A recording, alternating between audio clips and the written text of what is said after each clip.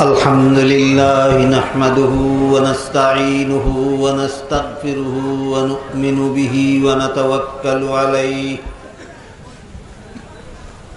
ونعوذ بالله من شرور أنفسنا ومن سيئات أعمالنا من يهده الله فلا مضل له ومن يضلله فلا هادي له ونشهد أن لا إله إلا الله وحده لا شريك له ونشهد أن سيدنا ونبينا ومولانا محمدا عبده ورسوله صلى الله تعالى عليه وعلى آله وأصحابه وبارك وسلم أما بعد فأعوذ بالله من الشيطان الرجيم بسم الله الرحمن الرحيم أفحسبتم أنما خلقناكم عبثا وأنكم إلينا لا ترجعون بارك الله لنا ولكم في القرآن العظيم ونفعنا وإياكم بالآيات والذكر الحكيم हजरत उलमाए किराम मुहतरम हाजिरीन एलाकार सर्वस्तरेर मुसलमान भाइयेरा आमार ओ आमार पर्दानिशीन मा ओ बोनेरा पवित्र कुरानेर जे आयात आमी आपनादेर सामने तिलावत करेছি ताते आल्लाह बोलेन हे मानुषेरा मानुषदेरके सम्बोधन करे आल्लाह बोलेन तुमरा कि मने करेছো যে আমি তোমাদেরকে অকারণে সৃষ্টি করেছি এই অকারণে শব্দটা হলো বাংলা ফার্সি ভাষায় কয় খামখা আমাদের সিলেট এলাকায় এই ফার্সি শব্দটা ব্যবহার হয় কয় খামখা আপনারা কোনটা কইলে বুঝেন দোনোটাই বুঝেন আল্লাহ বলেন তোমরা কি মনে করছো আমি তোমাদেরকে খামখা সৃষ্টি করছি অনর্থক সৃষ্টি করছি অকারণে কখনো নয় তোমাদেরকে অকারণে সৃষ্টি করছি না অনর্থক সৃষ্টি করছি না খামখা সৃষ্টি করছি না অবশ্যই আমি তোমাদেরকে একটা গুরু দায়িত্ব পালনের জন্য সৃষ্টি করেছি কোন দায়িত্ব পালনের জন্য আল্লাহ আমাদেরকে মানুষ হিসাবে সৃষ্টি করেছেন এই কথাটা পরিষ্কার ভাবে আল্লাহ অন্য আয়াতে বলেন ওয়ামা খালাকতুল জিন্না ওয়াল ইনসা ইল্লা লিয়াবুদুন মানব দানবকে আমি সৃষ্টি করেছি একমাত্র আমার ইবাদত করার জন্য আমার গোলামি করার জন্য আমার বন্দেগী করার জন্য তাহলে দুই আয়াতে মিলাইয়া সারমর্ম দাঁড়াইল আল্লাহ আমাদেরকে অনর্থক সৃষ্টি করেছেন না আল্লাহর ইবাদত করার জন্য সৃষ্টি করেছেন আল্লাহর ইবাদত করার জন্য সৃষ্টি করেছেন কাজেই তোমরা কে দুনিয়ার জীবনে আমার ইবাদত করো আর কে করো না মনে করো না যে এটার হিসাব দিতে হবে অবশ্যই তোমাদেরকে একদিন তোমাদের সবাইকে একদিন আমি আল্লাহর কাছে ফিরে আসতে হবে এবং যে কাজের জন্য সৃষ্টি করে দুনিয়াতে পাঠাইছিলাম সেই কাজ ঠিক মতে করছো কিনা করছো না তার হিসাব দিতে হবে। আপনাদের জানা থাকলে বলতে পারেন যে দুনিয়ার জীবনের সকল কাজের হিসাব দেওয়ার জন্য আল্লাহর কাছে ফিরে যাইতে হবে কোন দিন? কিয়ামতের দিন। কোন দিন? কিয়ামতের দিন। কিয়ামতের দিনটার ব্যবস্থাই আল্লাহ করছেন শুধু এই হিসাব নেওয়ার জন্য প্রতিটি মানুষের কাছ থেকে, যে তোমরা যে কাজের জন্য সৃষ্টি করিয়া তোমাদেরকে দুনিয়াতে পাঠাইছিলাম সেই কাজ কইরা আইছো দুনিয়ার থেকে না কইরা আইছো। এটার হিসাব নেওয়ার জন্যই আল্লাহ কিয়ামতের দিনের ব্যবস্থা করছে। এই জন্য কিয়ামতের দিনের এক নাম ইয়াউমুল হিসাব, হিসাব নিকাশের দিন। কিসের হিসাব নিকাশ? দুনিয়াতে যেই কাজে গেছলা সেই কাজ কইরা আইছো কিনা, এইটার হিসাব নিকাশ। অবশ্য কিছু মানুষ এমনও আছে দুনিয়াতে, থাকবেও কিয়ামত পর্যন্ত, যাদের কিয়ামতের দিন কোনো হিসাব নিকাশ হবে না। সাধারণত মানুষের হিসাব নিকাশের জন্যই আল্লাহ কিয়ামতের দিনের ব্যবস্থা করছেন, কিন্তু এরপরও কিছু মানুষ আছে কিয়ামতের দিন এদের হিসাব নিকাশ হবে না। যাদের হিসাব নিকাশ হবে না এরা আবার দুই দল। একদল বিনা হিসাবে বেহেশতে যাবে আর একদল বিনা হিসাবে জাহান্নামে যাবে। এই দুই দলের এক দলের হিসাব নিকাশ নাই। বুঝে থাকলে বলেন তো, হিসাব নিকাশ হবে না যাদের, তারা আবার কত দল? দুই দল।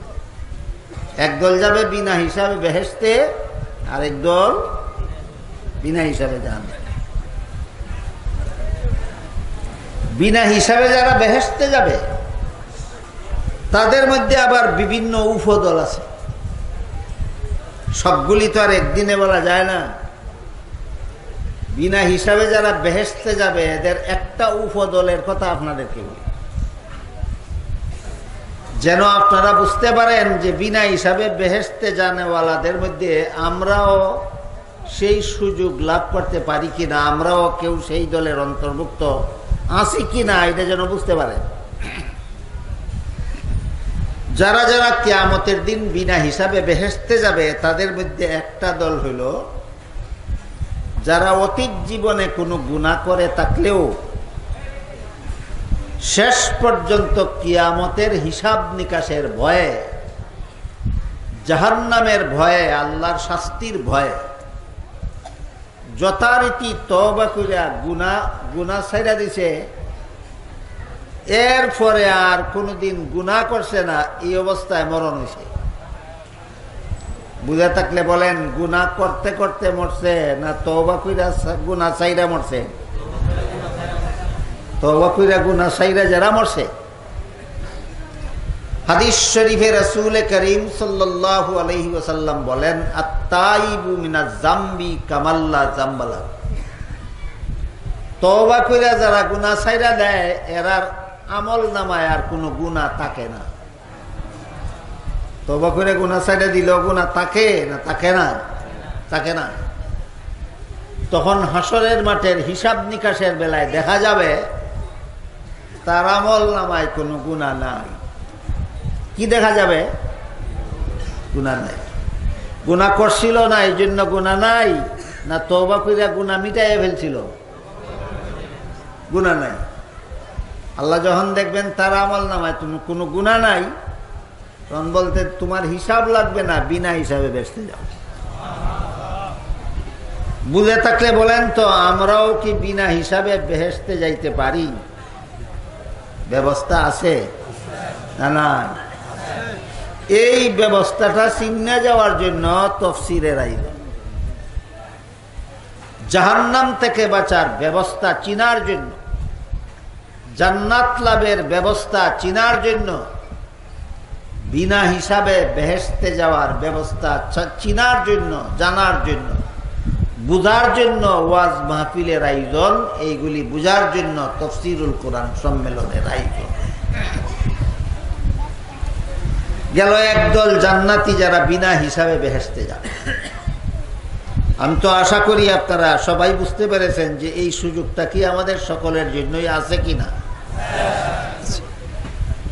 এই সুযোগটা আমরা এখান থেকে বুঝে যাব, বাড়িতে গিয়া এই সুযোগটা গ্রহণ করার চেষ্টায় সারা জীবন চেষ্টায় অতিবাহিত করবেন। আল্লাহ আপনাদেরকেও তৌফিক দান করুক, আপনাদের সাথে আমাকেও যেন আল্লাহ এই তৌফিকটা দান করে। এরপরে বিনা হিসাবে যারা জাহান্নামে যাবে তাদের মধ্যেও বিভিন্ন উপদল আছে। বিনা হিসাবে জাহান্নামীদের উপদলের মধ্যে একটা উপদলের উদাহরণ দেয়। বিনা হিসাবে যারা জাহান্নামে যাবে এদের মধ্যে একদল হইল, আল্লাহ বলেন ওয়ামাই ইয়ারতাদিদ মিনকুম আন দীনিহি ফায়ামুত ওয়া হুয়া কাফিরুন ফাউলাইকা হাবিতাত আমালুহুম ফিদ দুনিয়া ওয়াল আখিরাহ। আয়াতের ব্যাখ্যা বহুমুখী, অনেক লম্বা। সারমর্ম হইল আল্লাহ বলেন, হে মুমিন মুসলমানেরা, তোমাদের মধ্য থেকে যদি কেউ মুরতাদ হয়ে যায়, কোন মুমিন মুসলমান যদি মুরতাদ হইয়া যায়, কি হইয়া যায়? মুরতাদ। এই শব্দটা মনে রাখেন। আল্লাহ বলেন, হে মুমিন মুসলমানেরা, তোমাদের মধ্য থেকে যদি কেউ মুরতাদ হইয়া যায়। মুরতাদ কাকে বলে? আগে বিশ্বাস করত ইসলামের বিধান সঠিক, শেষ পর্যন্ত ইসলামের কোনো অকাট্য বিধানকে সে আর সঠিক বিশ্বাস করতে পারে না, মনে করে ইসলামের এই বিধানটা ঠিক না, ইসলামের এই বিধানটা ঠিক না। কোন মুসলমান আগে ইসলামের বিধানকে সঠিক মনে করত, কিন্তু শেষ পর্যন্ত যদি ইসলামের কোনো অকাট্য বিধানকে বেঠিক মনে করে তাইলে সে মুরতাদ হইয়া যায়। কি হইয়া যায়? বুঝে থাকলে বলুন তো, ইসলামের বিধানে বিশ্বাসী থাকলে মুরতাদ হয় না অবিশ্বাসী হয়ে গেলে মুরতাদ হয়? হ্যাঁ, তাহলে আপনারা কথা বুঝতে পারতেছেন। ইসলামের বিধানে আগে বিশ্বাসী ছিল, শেষ পর্যন্ত যখন ইসলামের বিধানে অবিশ্বাসী হইয়া যায় তখন আল্লাহর ভাষায় সে মুরতাদ হইয়া যায়। এর একটা ঘটনা শোনাই আপনাদের। আমাদের উপমহাদেশের একজন বিখ্যাত বুজুর্গ আলেম ছিলেন, নাম ছিল তার মৌলানা আশিকে এলাহি বুলন্দশহরি রহমতুল্লাহ আলাইহি। তার লেখা জাতির হেদায়েতের জন্য, উম্মতের হেদায়েতের জন্য তার লিখিত বহু কিতাবাদি আছে। এর মধ্যে একটা কিতাবের নাম উর্দু ভাষায় লেখা, কিতাবটার নাম মরনে কে বাদ ক্যা হবে। এটার বাংলা অনুবাদও হয়েছে। বাংলা অনুবাদ গ্রন্থটার নাম মরণের পরে কি হবে। বাংলাটার নাম খুঁজে দিলাম কেন, যারা উর্দু বুঝেন না তারা বাংলাটা পড়ে দেখতে পারেন। এই কিতাবে লেখা আছে একজন মুসলমান আলেম আর একজন খ্রিস্টান মেয়ের একটা ঘটনা। মুসলমান আলেম একজন আর একজন খ্রিস্টান মেয়ে, এই দুইজনের একটা ঘটনা উনি এই কিতাবের মধ্যে লেখছেন।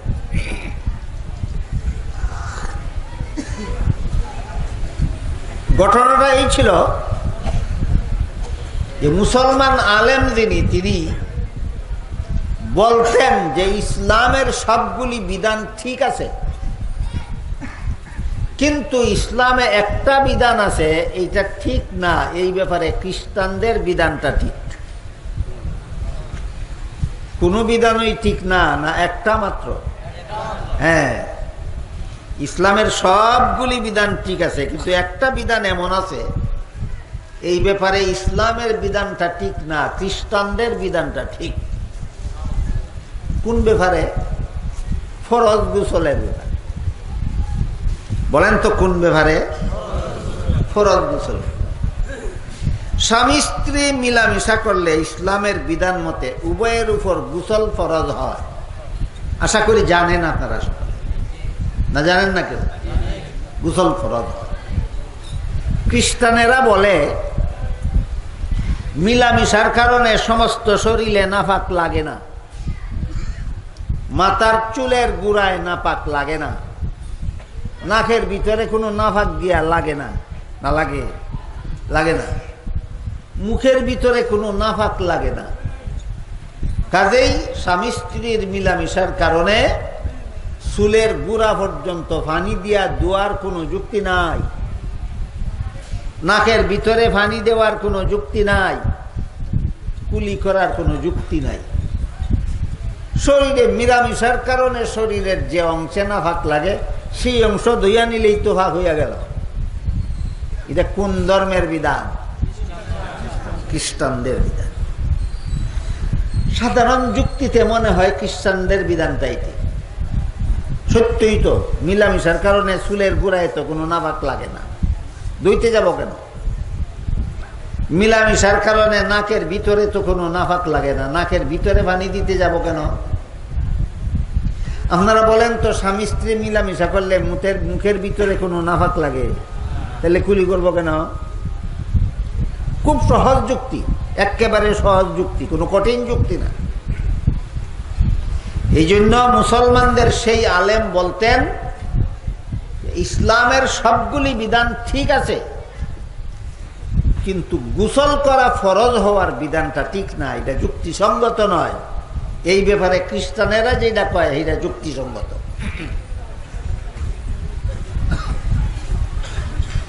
এই আলেম মারা যাওয়ার পরে যথারীতি তারে গোসল করাইয়া, জানাজা কাফন করাইয়া, জানাজা ফিরা কবরে দাফন করা।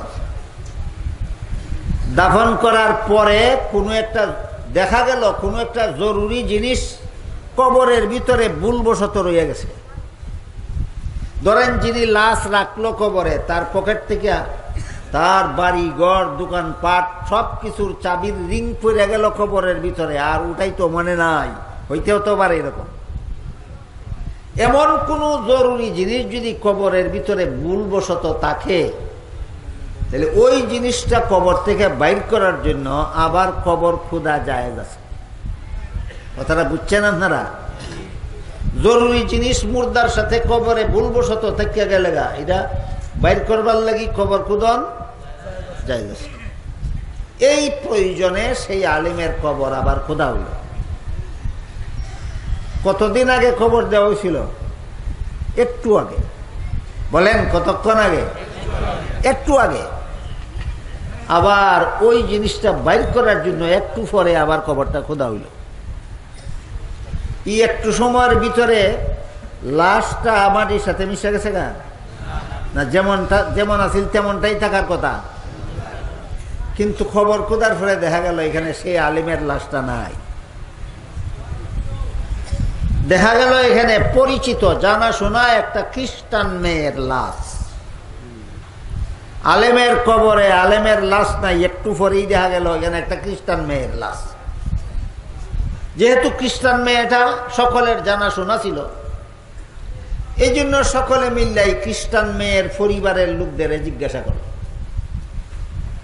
বলল যে আমাদের আলেমের কবরে তোমাদের মেয়ের লাশ পাওয়া গেছে, কাজেই তোমাদের মেয়েটারে কই কবর দিছ? বলে অমুক জায়গায় কবর দিছ। বলে তোমাদের মেয়ের লাশ যেহেতু আমাদের আলেমের কবরে পাওয়া গেছে, কাজেই তোমাদের মেয়েটার কবরে কি আছে তো দেখা দরকার। তারা কইল ঠিকই তো, আমাদের মেয়ের লাশ যেহেতু তোমাদের আলেমের কবরে পাওয়া গেছে, আমাদের মেয়ের কবরে কি আছে তা তো অবশ্যই দেখা দরকার। তারাও রাজি হইল। দুনু পরিবারের লোক একমত হইয়া ওই খ্রিস্টান মেয়ের কবর খুঁজতে দেখে সেইখানে এই আলেমের লাশ। আল্লাহর কুদরতি ব্যবস্থায় আলেমের লাশ চলে গেল খ্রিস্টান মেয়েটার কবরে, আর খ্রিস্টান মেয়েটার লাশ চলে আসলো আলেমের কবরে। এই ক্ষমতা কি আল্লাহর আছে? আল্লাহ এই কাজটা করছে।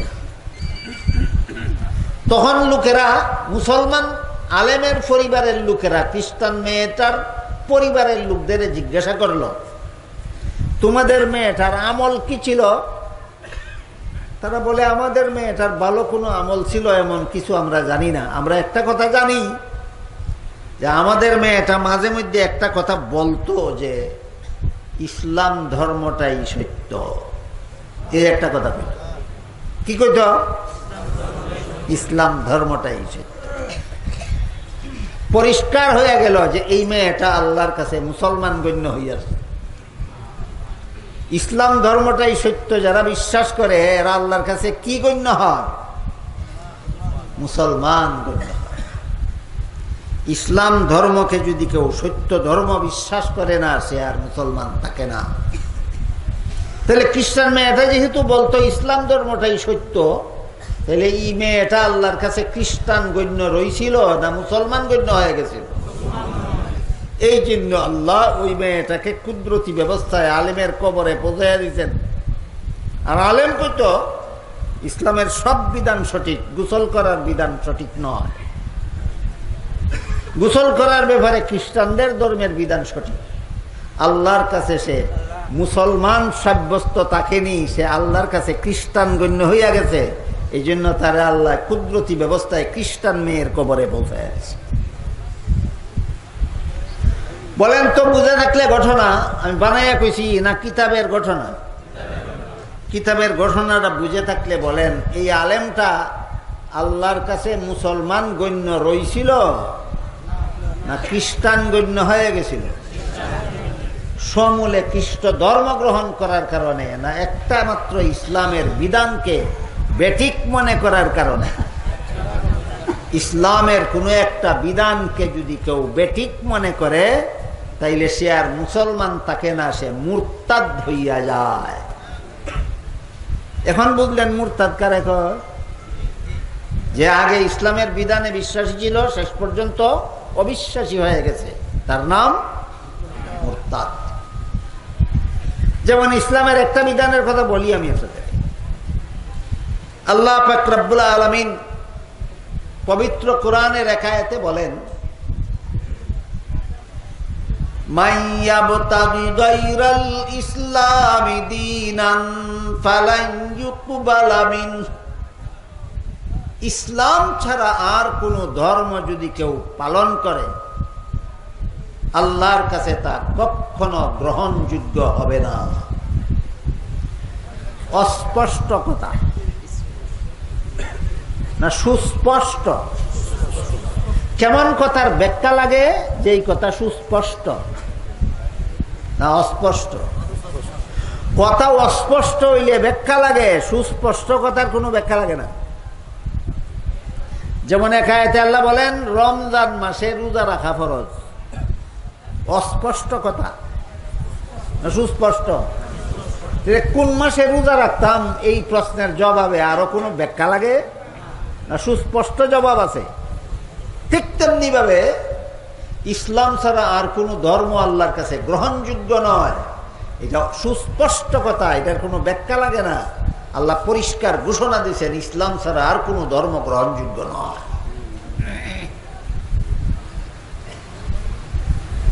এখানে আবার একটা প্রশ্ন আছে, সেটা হইল এই প্রসঙ্গে আল্লাহ অন্য আয়াতে বলেছেন লা ইকরাহা ফিদ্দীন।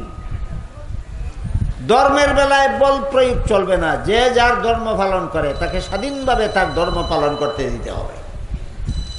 কোন ধর্মাবলম্বীকে তার ধর্ম পালনে বাধা দেওয়া যাবে না। এটাও কোরআনের আয়াত। কাজী এখন প্রশ্ন জাগে কিনা, ইসলাম ছাড়া আর কোন ধর্ম যদি আল্লাহর কাছে গ্রহণযোগ্যই নয় তাহলে অন্য ধর্ম পালন করলে বাধা দেওয়া যাবে না কেন? প্রশ্ন বুঝলেন কিনা দেখেন। আর ভিন্ন ধর্মাবলম্বীদেরকে তাদের ধর্ম পালনে যদি বাধাই দেওয়া যাবে না, স্বাধীনভাবে যদি তাকে ধর্ম পালন করতে দিতেই হবে, তাহলে গ্রহণযোগ্য হবে না কেন? প্রশ্ন বুঝলেন? এই প্রশ্নের জবাব না বুঝার কারণে বর্তমান সমাজের অনেক মুসলমান মনে করে যে সব ধর্মই আল্লাহর কাছে গ্রহণযোগ্য। সরাসরি কোরআন বিরোধী মতবাদ, সরাসরি কোরআন বিরোধী মতবাদ। আল্লাহ বলেন ইসলাম ছাড়া কোনো ধর্মই আমার কাছে গ্রহণযোগ্য নয়, অথচ অনেক মুসলমানে মনে করে সব ধর্মই আল্লাহর কাছে গ্রহণযোগ্য। কাজেই আপনাদের বোঝা দরকার, একদিকে আল্লাহ বললেন ইসলাম ছাড়া আর কোনো ধর্ম গ্রহণযোগ্য নয়, অপরদিকে বলেন সব ধর্মাবলম্বীরা যার যার ধর্ম পালনে স্বাধীন। গ্রহণযোগ্য না হইলে স্বাধীনতা দিলেন কেন? আর স্বাধীনতাই যদি দিলেন তাহলে গ্রহণযোগ্য হবে না কেন? প্রশ্নটা সোজা নয়, যথেষ্ট কঠিন এই প্রশ্ন। কঠিন কথা উদাহরণের মাধ্যমে বুঝতে সহজ হয়, এই জন্য আমি এই প্রশ্নের জবাবটা একটা উদাহরণের মাধ্যমে বুঝাইয়া থাকি। সারা দুনিয়ার প্রায় সমস্ত শিক্ষা প্রতিষ্ঠানে ছাত্রদেরকে তাদের সিলেবাস পড়াইয়া শেষ করার পর পরীক্ষা হয়। আপনার আর স্কুলে কোনো পরীক্ষা নাই, মাদ্রাসাত কোনো পরীক্ষা নেই। ছাত্ররা যখন পরীক্ষা দেওয়ার জন্য পরীক্ষার হলে বসে, সব ছাত্ররাই প্রশ্নের সঠিক জবাব লিখতে পারে না? অনেকে ভুলও লেখে, ভুলও লেখে। যখন ভুল লেখে তখন তারে বাধা দেওয়ার কোনো নিয়ম আছে? নাই, বাধা দেওয়া যাবে না। প্রশ্ন জাগে, ভুল লেখলে বাধা দেওয়া যাবে না কেন? ভুল লেখলে অভ্যাস করবে? তাহলে যেই ভুল লেখার কারণে ফেল করবে এমন ভুল লেখায় বাধা দেওয়া যাবে না কেন? আর বাধাই যদি দেওয়া যাবে না তাহলে ভুল লেখলে ফেল করবে কেন? এই প্রশ্নের যেই জবাব ওই প্রশ্নেরও সেই জবাব। তাহলে আমরা পরীক্ষার হল থেকেই বিষয়টা বুঝে আসি। পরীক্ষার হলে ছাত্ররা প্রশ্নের জবাব ভুল লেখলে বাধা দেওয়া যাবে না কেন? ভুল লেখলে অভ্যাস করবে এই জন্য নয়, বরং নিয়ম রক্ষার জন্য। পরীক্ষার্থী ছাত্র প্রশ্নের জবাব ভুল লেখলে বাধা দেওয়া যাবে না, এই লেখার দ্বারা অভ্যাস করা যাবে এই জন্য, না নিয়ম রক্ষার জন্য? নিয়ম রক্ষার জন্য। গ্রহণযোগ্যতার কারণে নয়, নিয়ম রক্ষার জন্য বাধা দেওয়া যাবে না। এই সুযোগে যেহেতু পরীক্ষার হলের নিয়ম এটা, যদিও ভুল লেখলে ফেল করবো, গুড়ার ডিম খাইব ফল, তারপরও থেকে বাধা দেওয়া যাবে না, শুধুমাত্র পরীক্ষার হলের নিয়ম রক্ষার জন্য। এই সুযোগে যদি কোনো পরীক্ষার্থী ইচ্ছা মতো প্রশ্নের জবাব ভুল লেখে, তাহলে যেমন ভাবে তার কপালে গুড়ার ডিম ছাড়া আর কিছু নাই, ঠিক তেমনি ভাবে দুনিয়াতে কোনো মানুষ ইসলাম ছাড়া ভিন্ন কোনো ধর্ম পালন করলে বাধা দেওয়া যাবে না, গ্রহণযোগ্যতার কারণে না নিয়ম রক্ষার জন্য। এই সুযোগে যদি কেউ ইসলাম ছাড়া আর কোনো ধর্ম ইচ্ছা মতো পালন করে, তার কপালেও জাহান্নাম ছাড়া আর কিছু নয়। কাজেই ইসলাম ছাড়া আর কোনো ধর্ম আল্লাহর কাছে গ্রহণযোগ্য নয়, এই কথাটা অস্পষ্ট না সুস্পষ্ট? এখন যদি কোনো মুসলমান ইসলাম ছাড়া আর কোনো ধর্মকেও আল্লাহর কাছে গ্রহণযোগ্য বলে মনে করে, তাইলে সে মুসলমান তাকে না মুরতাদ হইয়া যায়? এবার চিনছেন মুরতাদ কেমনে হয়? এখন আসুন আয়াতে যাই। আল্লাহ বলেন, মাইয়ারতাদিদ মিনকুম আন দীনিহি ফায়ামুত ওয়া হুয়া কাফিরুন ফাউলাইকা হাবিতাত আমালুহুম ফিদ দুনিয়া ওয়াল আখিরাহ। হে মুমিন মুসলমানেরা, তোমাদের মধ্য থেকে যদি কেউ মুরতাদ হয়ে যায়, ইসলামের বিধানে অবিশ্বাসী হয়ে যায়, তাহলে তার সারা জিন্দেগির বন্দেগি ধ্বংস হয়ে যায়, বরবাদ হয়ে যায়। অতীত জীবনে যত নামাজ পড়ছিল সমস্ত নামাজের সওয়াব আমল নামাজ থেকে মুছে ফেলা হয়। অতীতে যত ইবাদত বন্দেগি করছিল সবগুলি ইবাদত বন্দেগির সব আমল নামাজ থেকে মুছে ফেলা হয়। মরণের সময় তার যে আমল নামা নিয়ে আখেরাতে হাসরের মাঠে দাঁড়াবে, সেই আমল নামাতে সওয়াব একটাও লেখা পাওয়া যাবে না। বলেন তো, সওয়াবের কোনো কাজ জীবনে করছিল না, পাওয়া যাবে না কেন? মুরতাদ হওয়ার কারণে মিথ্যা গেছে গা। বুঝেন কথা? মুসলমানের আমল নামার থেকে সবগুলি একটাও পাওয়া যাবে না। কেন? কি হয়েছে? মিথ্যা গেছে গা। কেন? মুরতাদ হওয়ার কারণে তার আমল নামার সবগুলি মিথ্যা গেছে গা। আল্লাহ বলবেন তোর কোনো হিসাব নিকাশের দরকার নাই, বিনা হিসাবে জাহান্নামে যা। প্রত্যেকা কথা শুরু হয়েছিল আর কই পর্যন্ত আইয়া শেষ হইল তো খবর হয়েছে নি আপনারা? হাসরের মাঠে বিচারে একদল মানুষ বিনা হিসাবে বেচতে যাবে, আরেক দল মানুষ বিনা হিসাবে জাহান্নামে। দুনো দল আমরার মধ্যে আছে।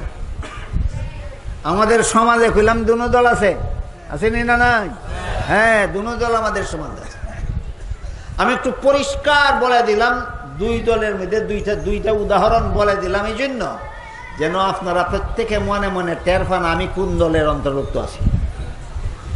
আমি কি বিনা হিসাবে জান্নাতে যাওয়ার দলের অন্তর্ভুক্ত আছি, না আমি বিনা হিসাবে জাহান্নামে যাওয়ার দলের অন্তর্ভুক্ত আছি, আমি যেন টের পাই। এই জন্য পরিষ্কারভাবে দুইটা দলের উদাহরণ বলে দিলাম। এবার আমি মূল কথার দিকে ফিরে যাই।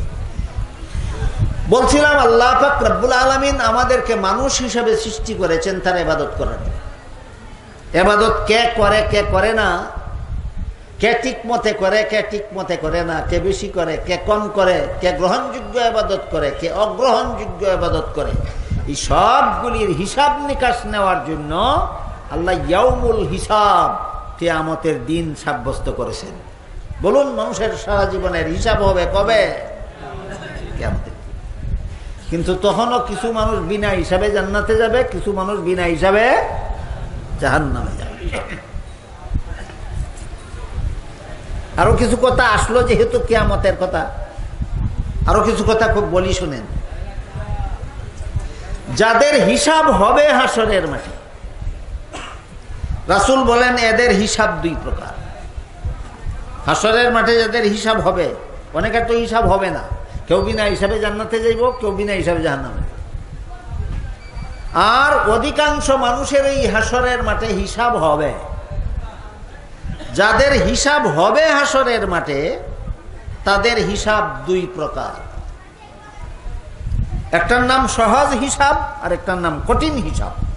বুঝে থাকতে বলুন তো, হিসাব যাদের হবে এদের হিসাব কত প্রকার? একটা সহজ হিসাব, একটা কঠিন হিসাব। এই কথাটা বলার পরে সাহাবায়ে কেরাম রাদিয়াল্লাহু তাআলা আনহুম আজমাইন রাসূল করিম সাল্লাল্লাহু আলাইহি ওয়াসাল্লামকে জিজ্ঞাসা করলেন, ওগো আল্লাহর রাসূল, কিয়ামতের দিনের সহজ হিসাব কোনটা আর কঠিন হিসাব কোনটা? কিয়ামতের দিনের সহজ হিসাব কোনটা, কঠিন হিসাব কোনটা? রাসূল বললেন, যাদের আমলনামা দেখাইয়া আমলনামা কিছু গুনাহ খাতা থাকলেও আল্লাহ বলে দিবেন তোমার এই গুনাহগুলি আমলনামায় বাকি আছে, আমি মাফ করে দিলাম। বলেন হিসাবটা কঠিন হইল না সহজ? সহজ। আর যাদের আমলনামা দেখাইয়া আমলনামার গুনাহগুলি সম্পর্কে আল্লাহ জিজ্ঞাসা করবেন, এই গুনাহগুলি তুমি কেন করেছিলা বলো। রাসূল বলেন, হাসরের হিসাব নিকাশের সময় আল্লাহ যেই গুনাহগারকে কেন গুনাহ করেছিলা বলো প্রশ্ন করে ফেলবেন, এই গুনাহগারের জাহান্নামে যাওয়া ছাড়া রক্ষা নাই। হিসাবটা সহজ হইল না কঠিন হইল? হিসাব কঠিন। তাহলে হাসরের মাঠে যাদের হিসাব হবে তাদের হিসাব কত প্রকার? একটা সহজ, একটা কঠিন। আপনাদের হিসাবটা কার হিসাব সহজ হবে, কার হিসাবটা কঠিন হবে, এইটাও বোঝার জন্য আমি একটু উদাহরণ দিতে চাই, যেন আপনারা এখানে যারা বসা আছেন মনে মনে টের পেতে পারেন যে আমার হিসাবটা হাসরের মাঠে সহজ হিসাবে সহজ হবে না কঠিন হবে। কি বলেন? উদাহরণ দেব? কি জন্য উদাহরণ দেব? আগে দুইটা উদাহরণ কেন দিয়েছিলাম? আমি বিনা হিসাবে জান্নাতীদের দলে আছি না বিনা হিসাবে জাহান্নামীদের দলে আছি টের পাওয়ার জন্য। এখন আরো দুইটা উদাহরণ দিব কিসের জন্য? আমি সহজ হিসাবের দলে আছি না কঠিন হিসাবের দলে আছি, এটা টের পাওয়ার জন্য দেব দুইটা উদাহরণ।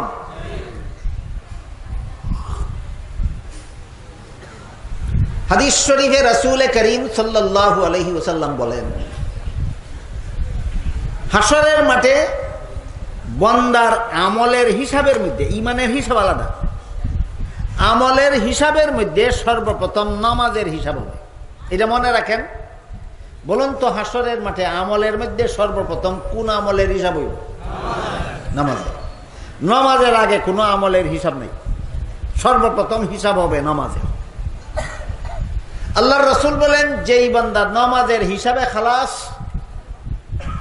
সেই বান্দা পরবর্তী সবগুলি হিসাবে খালাস।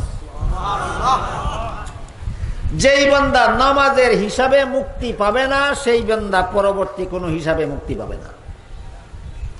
রাসূলের হাদিস বুঝা থাকলে বলেন, সবচেয়ে গুরুত্বপূর্ণ আমল কোনটা? সবচেয়ে বড় মূল্যবান আমল কোনটা? নামাজ। এই জন্য তাফসীরের কিতাবে লেখা আছে, যার জীবনের নামাজ ঠিক তার জীবনের সব ঠিক। যার জীবনে নামাজে গন্ডগোল, তার জীবনের সব কিছুতে গন্ডগোল। বুঝে থাকতে বলেন, বান্দার আমলের মধ্যে সবচেয়ে বড় মূল্যবান আমল নামাজ। এই জন্য রাসূল বলেন, হাসরের মাঠে বান্দার আমলের মধ্যে সর্বপ্রথম নামাজের হিসাব হবে। এই হিসাবে যে খালাস, পরবর্তী সব হিসাবে খালাস। এই হিসাবের বিবরণ দিয়া, নামাজের হিসাবের বিবরণ দিয়া রাসূল বলেন, একজন নামাজীর নামাজের হিসাব নিতে গিয়া হাসরের মাঠে যদি দেখা যায় যে 5 বেলার ফরজ নামাজগুলি নিয়মিত পড়ছিল, ফাঁকে ফুঁকে মাঝে মধ্যে লঙ্ঘন হয়েছে, ফাঁকে ফুঁকে মাঝে মধ্যে লঙ্ঘন হয়েছে। আমারও কোনো সময় এরকম হয়, আপনাদের হয় না বলতে পারবেন না। হঠাৎ একদিন ফজরের সময় ঘুম ভাঙলো না, সূর্য উঠে গেল, লঙ্ঘন হয়েছে নি? ইচ্ছায় হোক অনিচ্ছায় হোক, হইছে তো লঙ্ঘন। এখানেও কিছু জরুরি কথা আছে, সব কথা তো একদিনে বলা যায় না, কথায় কথায় আসলো বলে ফেলি। শুনেন, যারা নিয়মিতই ফজরের সময় ঘুম থেকে উঠে ফজরের নামাজ পড়ে, সব সময় লক্ষ্য রাখে ফজরের, কমপক্ষে ফজরের আজানের সময় ঘুম থেকে উঠবে এবং টাইম মতো ফজরের নামাজ পড়ে, উঠেও পরেও অগত্যা কোনো একদিন ঘুম ভাঙলো না, ফজরের নামাজ টাইম মতে পড়তে পারলো না, তার ঘুম না ভাঙ্গার কারণে এই দিনের ফজরের নামাজটা টাইম মতো না পড়ার গুনাহ মাফ। ইচ্ছা করে না পড়ার কারণে না ঘুম না ভাঙ্গার কারণে? ঘুম না ভাঙ্গারে অভ্যাস বানানির কারণে না অগত্যার কারণে? এই কথাটা আপনাদেরকে বুঝাইতে চাই। অগত্যা যদি কোনোদিন ফজরের সময় ঘুম ভাঙ্গে না, তাইলে তার ফজরের নামাজটা টাইম মতো না পড়ার গুনাহ মাফ। কিন্তু যেই লোকটা প্রত্যেক দিন এই শাস্ত্র লইয়া রাত 2টা পর্যন্ত গপ করে, প্রত্যেক দিন এই বন্ধু বান্ধব লইয়া রাত 12টা পর্যন্ত খেলে, প্রত্যেক দিনই মানুষের সাথে গল্প গুজব ফিরা রাত 1টা বাজায়, আর প্রত্যেক দিনই সকাল 9টার সময় ঘুম থেকে ওঠে, কোন কারণে তার গুনাহ মাফ হবে? দেখি অগত্যা না বদ অভ্যাস? এইরকম বদ অভ্যাসীদের নামাজ কাজার গুনাহ মাফ নাই।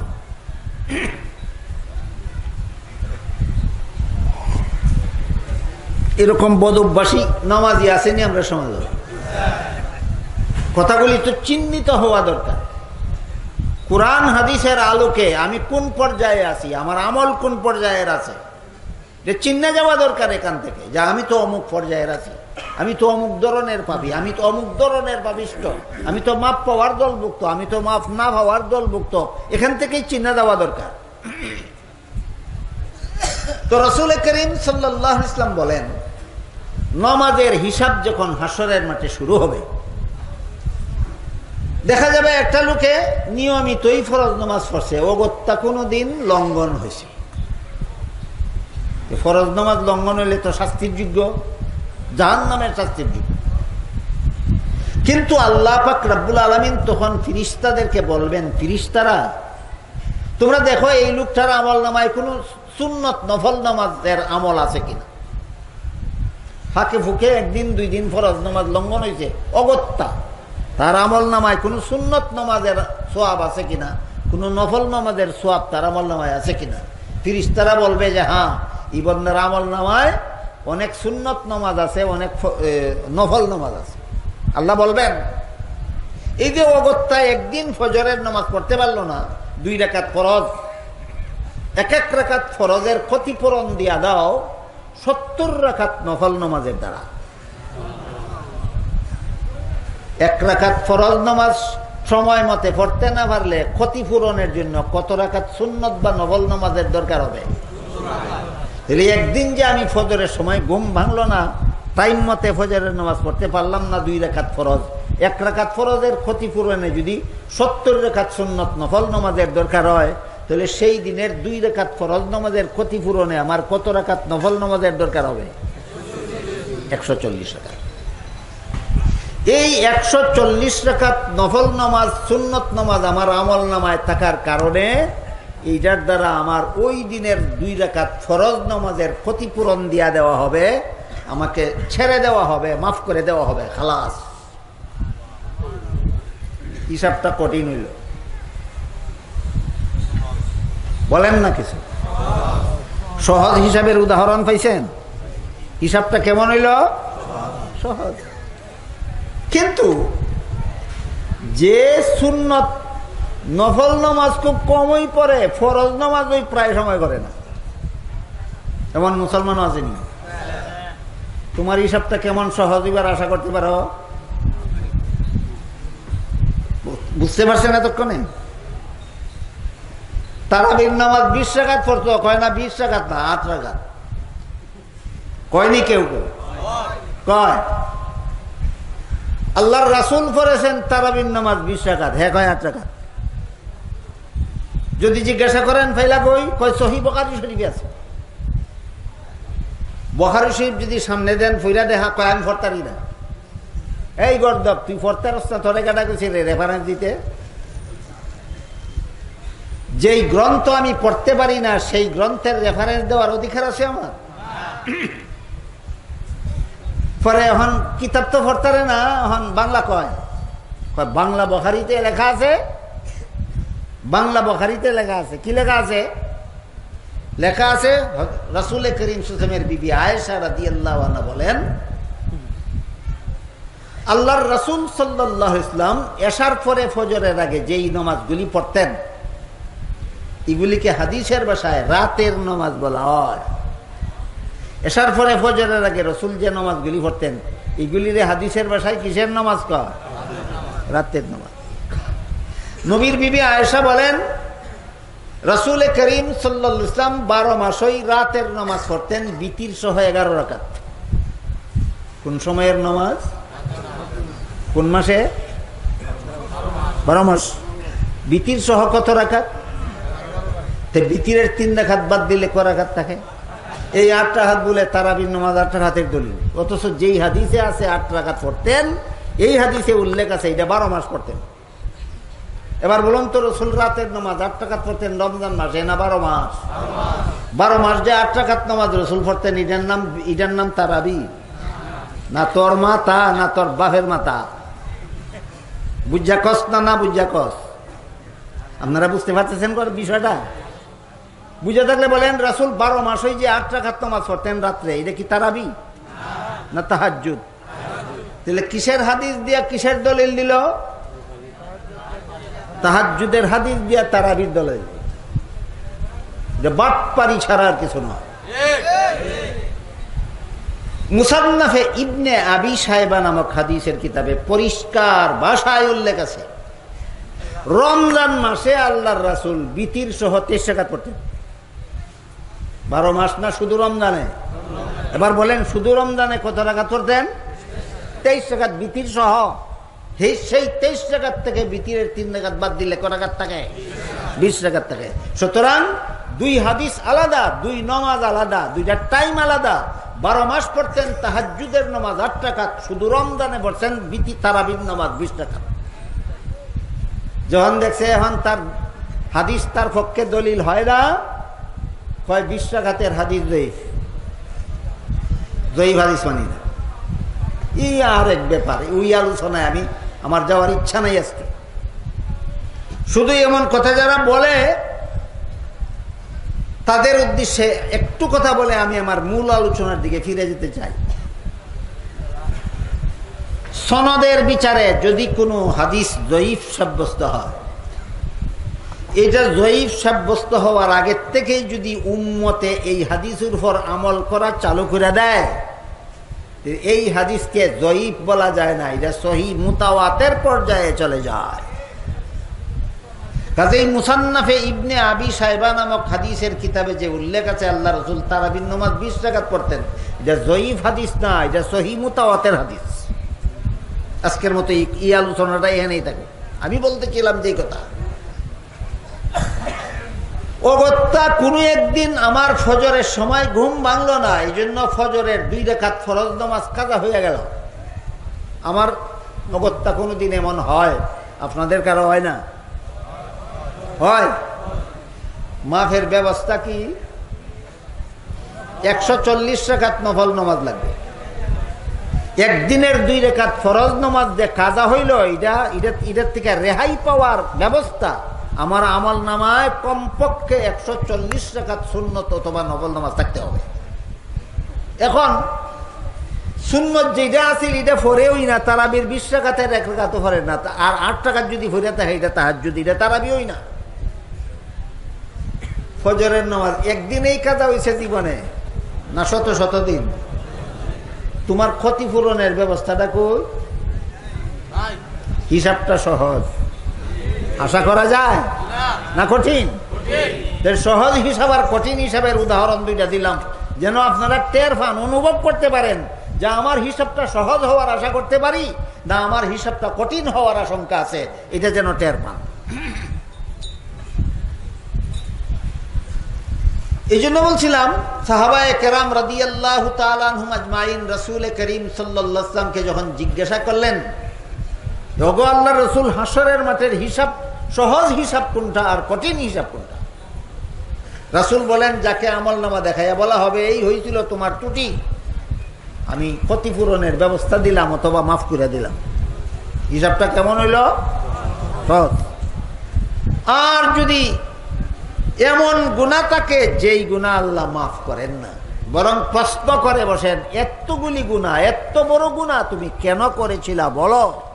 রাসূল বলেন, হাসরের হিসাব নিকাশের সময় আল্লাহ যাকে কেন গুনাহ করেছিলা বলো, এই প্রশ্ন যাদেরকে করবেন, রাসূল বলেন তার জাহান্নামে যাওয়া ছাড়া রক্ষা নাই।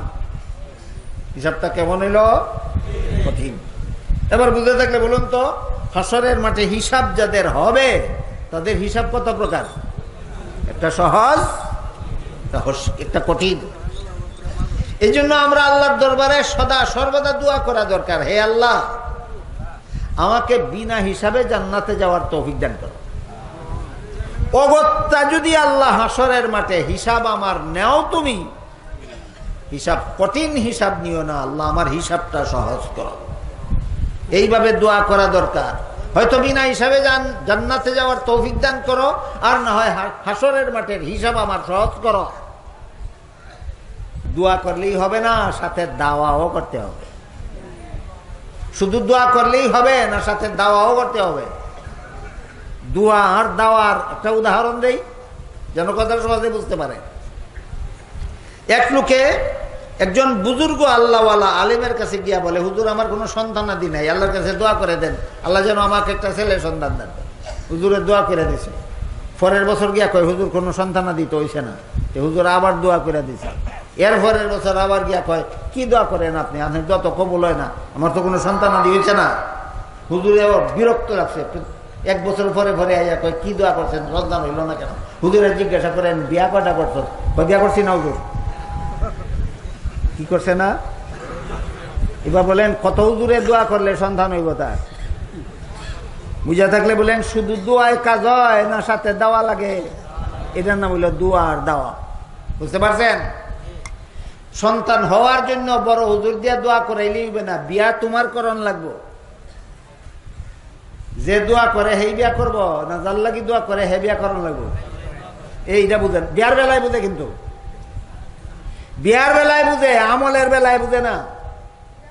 বিয়ার বেলায় ঠিক মতোই বুঝে, যত বড় হুজুর দিয়ে দোয়া করাই আমার বিয়া আমার করতে হবে, হ্যাঁ ঠিক মতোই বুঝে। কিন্তু যত বড় হুজুর দিয়ে দোয়া করাই বিনা হিসাবে জান্নাতে যাইতে হইলে আমার গুনাহ থেকে তওবা করে মরতে হবে, আর সহজ হিসাবে জান্নাতে যাইতে হইলে এ তো বিশাল বিশাল গুনাহ করার বদ অভ্যাস ছাড়তে হবে, এখানে বুঝে না, শুধু বিয়ার বেলায় বুঝে।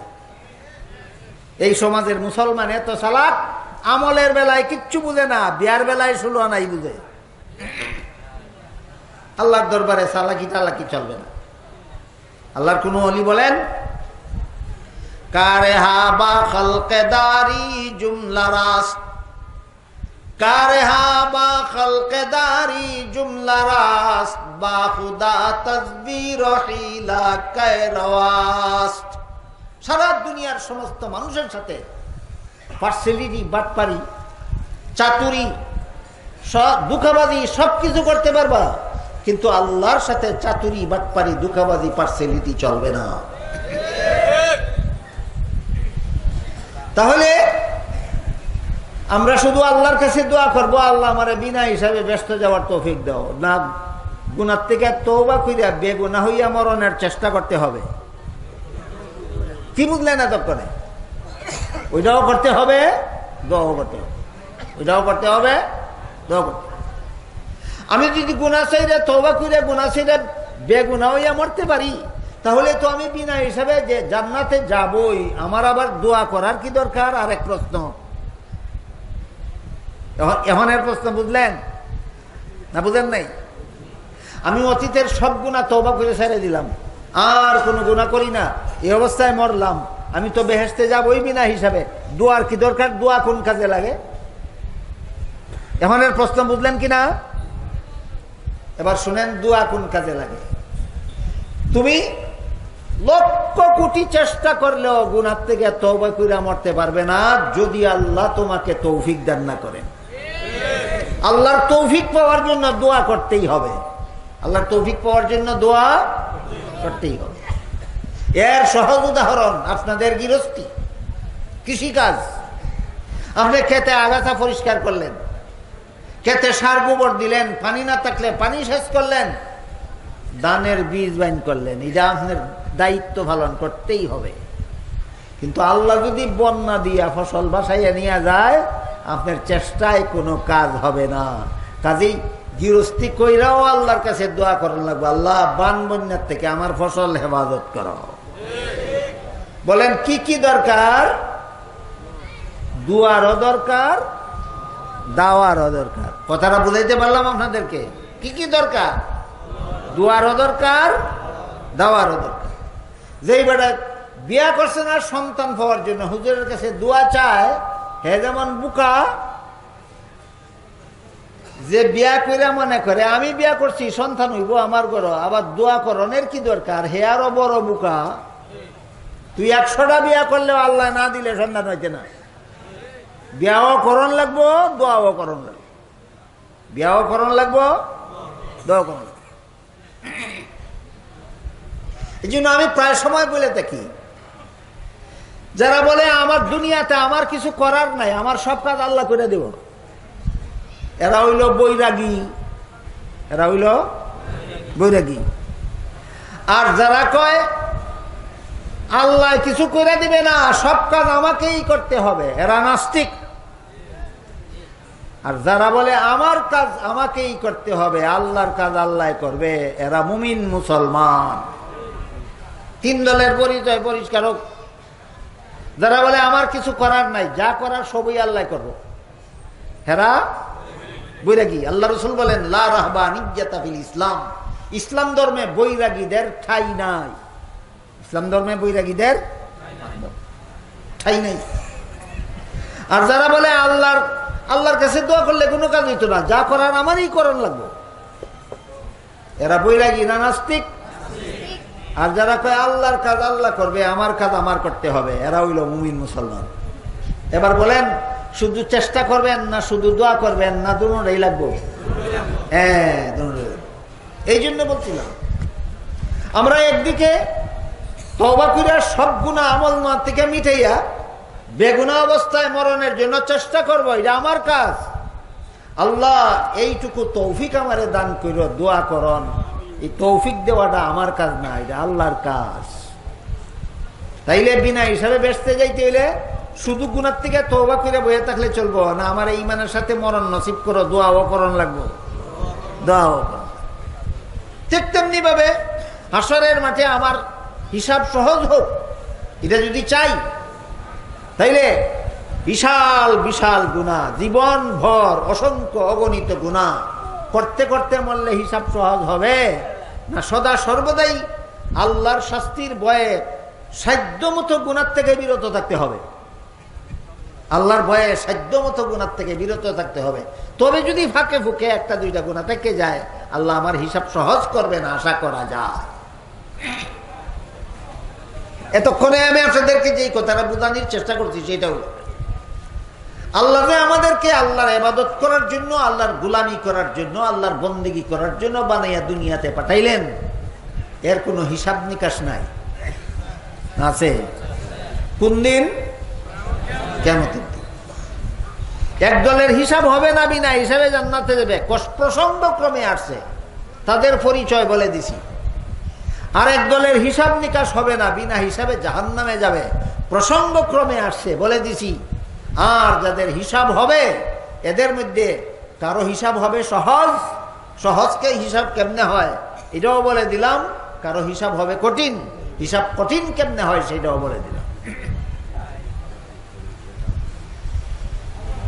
এখন আমি আপনাদেরকে যেই কথাটা বলতে চাই সেটা হইল, এক হাদিসে রাসূল করিম সাল্লাল্লাহু আলাইহি ওয়াসাল্লাম বলেন,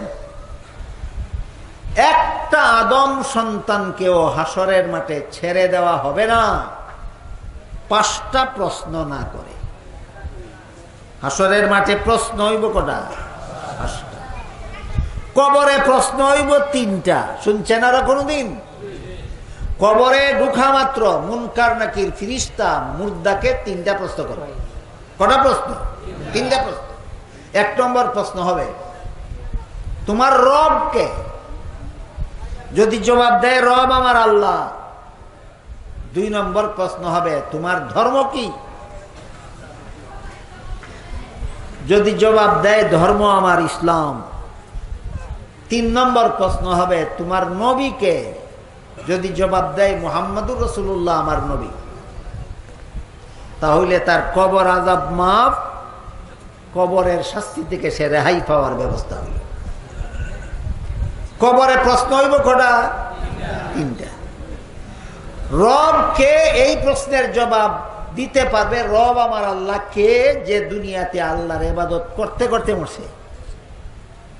তোমার ধর্ম কি প্রশ্ন করলে ইসলাম আমার ধর্ম জবাব দিতে পারবে কে, যে ঠিক মতো ইসলাম ধর্ম পালন কইরা মরছে।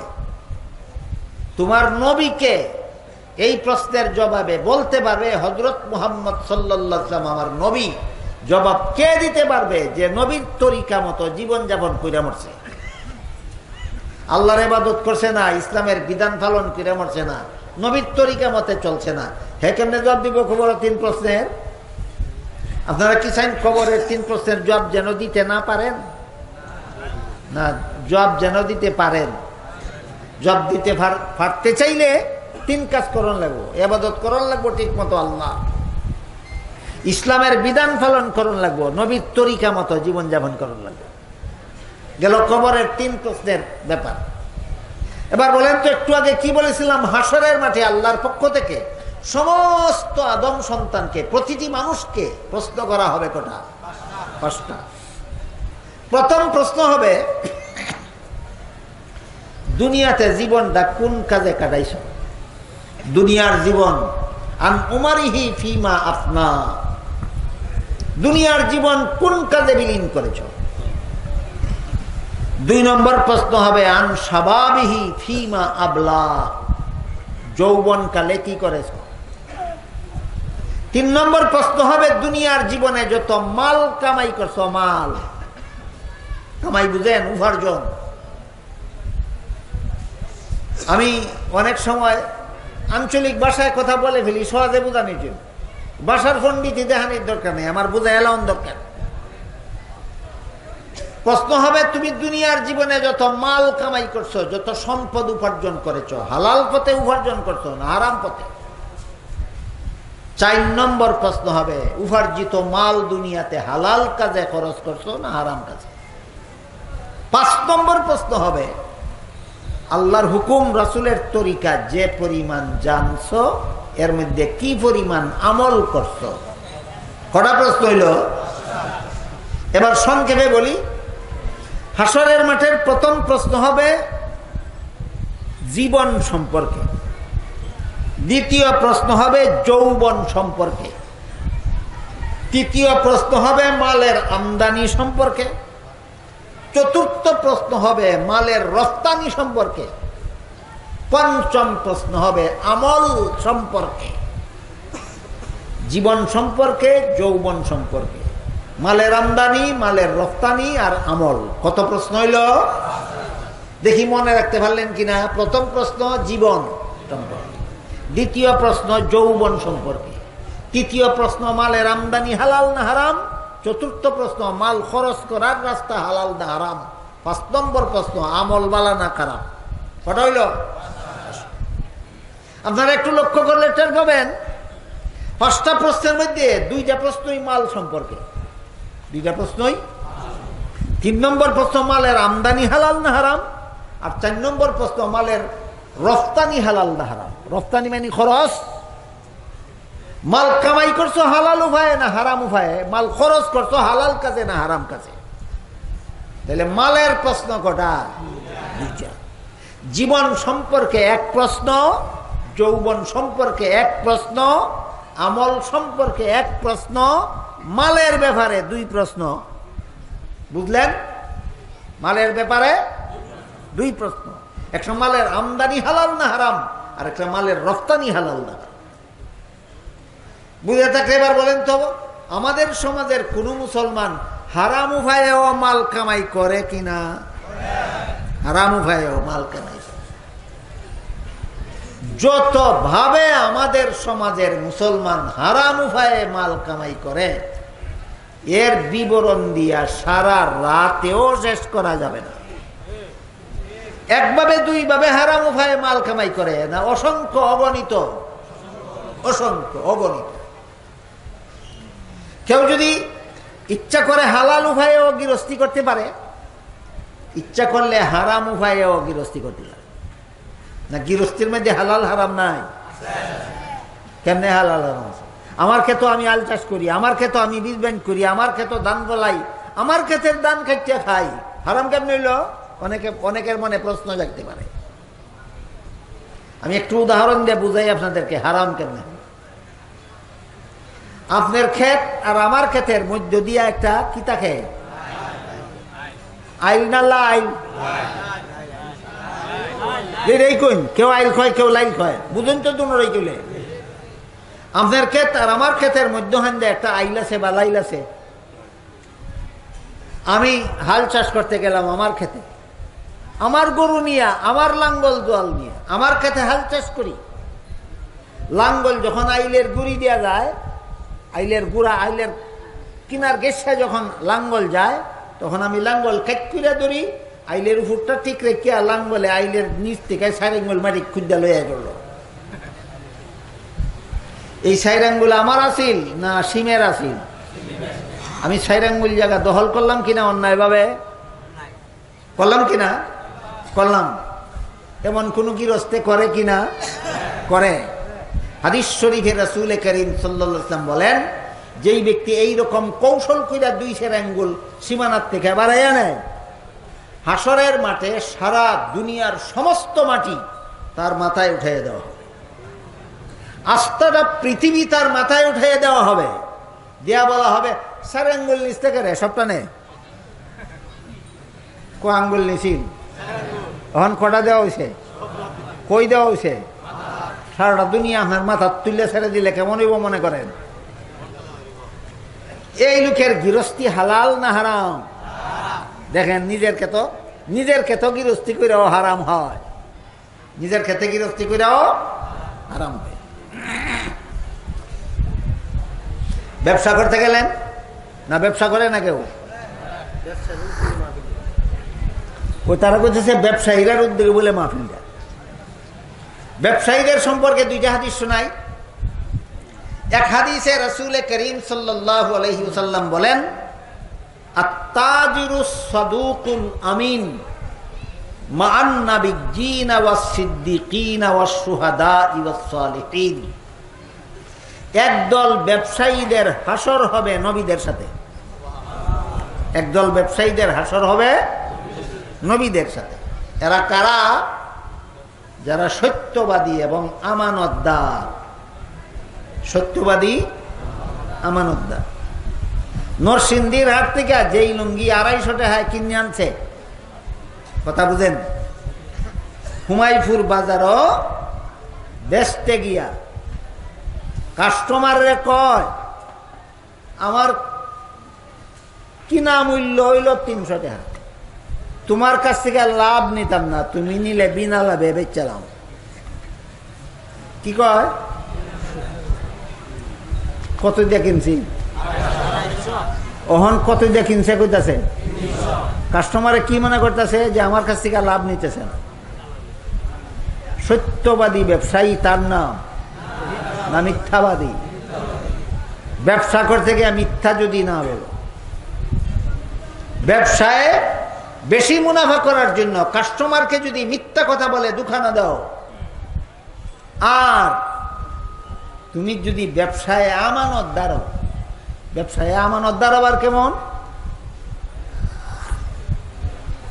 ধরেন লেফের দোকান। কিসের দোকান? লেফের দোকান। লেপ বানায়, বালিশ বানায়, তুষক বানায়। কেল্লেকে বানায়? ব্যস্ত বানাইয়া স্টক করে রাখছে। এইগুলি আবার রাত্রে হোটেলে ভাড়া দেয়। যেই লেপ বানাইছে কাস্টমারের কাছে বেতনের লাগে, এই লেপ হই আবার হোটেলে ভাড়াও দেয়। এক রাত্রে এক লেফের ভাড়া ভাইল 50 টাকা, একটা কথার কথা। আরেক রাত্রে এই লেফের ভাড়া ভাইল 50 টাকা, আরেক রাত্রে এই লেফের ভাড়া ভাইল 50 টাকা, 5 রাত্রে ভাইল নি 250 টাকা। এদিক দিয়ে 250 টাকা ভাড়া ভাইল উঠেল লেফ ভাড়া দিয়া। 5 দিন পরে কাস্টমারের কাছে এই লেফটা ওই আমি ব্যবহার করছি না, নয়া বানাইছি কইয়া 1000 টাকা চালাইল। আমানতদার না খেয়ানত? আল্লাহ রসুল বলেন ব্যবসায়ী যদি সত্যবাদী হয় আর আমানতদার হয়, কত গুণ? 2 গুণ। যেই ব্যবসায়ীর মধ্যে 2টা গুণ থাকবে, 1 নম্বর হইল সে সত্যবাদী, আর 2 নম্বর হইল সে আমানতদার। রাসূল বলেন নবীগণের সাথে তার হাসর হবে, সিদ্দিকগণের সাথে তার হাসর হবে, শহীদগণের সাথে তার হাসর হবে, আল্লাহওয়ালাদের সাথে তার হাসর হবে। আমারে স্মরণ করাইয়া দিলেন ব্যবসায়ীরা উদ্যোগে তফসির সম্মেলন। বলেন ব্যবসায়ীদের হাসর নবীগণের সাথে হওয়ার ব্যবস্থা আছে?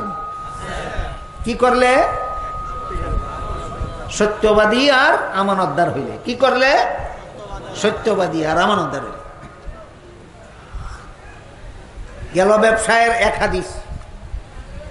ব্যবসা সম্পর্কে আরেক হাদিসে আল্লাহ রাসূল বলেন, আত-তুজ্জারু ফুজ্জারুন ইয়াউমাল কিয়ামা। আরেক দল ব্যবসায়ীদের হাসর হবে পাপিষ্ঠদের সাথে। আরেক দল ব্যবসায়ীদের হাসর হবে পাপিষ্ঠদের হাতে। কোন দল ব্যবসায়ী? যাদের মধ্যে 2 গুণ নাই। মনে আছে? যে ব্যবসা করতে গিয়া, ব্যবসায় বেশি মুনাফা করতে গিয়া মিথ্যা কথা বলে, যে ব্যবসায় বেশি মুনাফা করতে গিয়া আমানতদারি রক্ষা করে না, এই সমস্ত ব্যবসায়ীদের হাসর হবে পাপিষ্ঠদের সাথে।